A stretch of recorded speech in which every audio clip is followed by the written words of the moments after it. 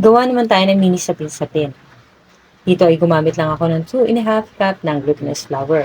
Tapos naglagay ako ng 3/4 cup ng sugar. Tapos naglagay ako ng 2½ cup ng coconut milk.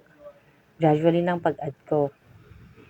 Hinalo-halo ko lang siya, tapos nilagay ko na yung remaining na coconut milk. Pagkatapos ay nag-add din ako ng 33 grams ng powdered milk at tinsolve ko lang siya sa 1 cup ng hot water or warm water. Nasa inyo na po yan. Tapos nag-add din ako ng 1/2 ng can ng condensed milk. Hinalo-halo ko lang siya pagkatapos sinala ko para mawala yung lumps or yung buo-buo.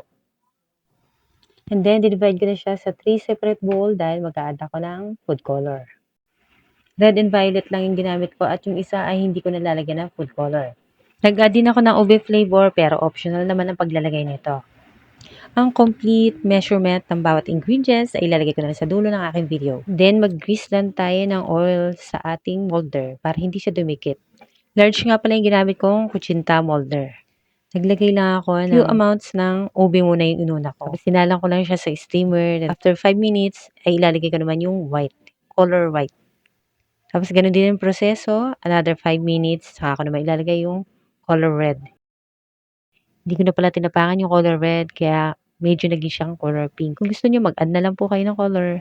Kung gusto nyo na medyo dark siya. Kasi ako medyo okay na sa akin yung ganyang kulay. Ayoko kasi nang merong aftertaste kapag gumagamit ng food color pag medyo madami na yung nailalagay.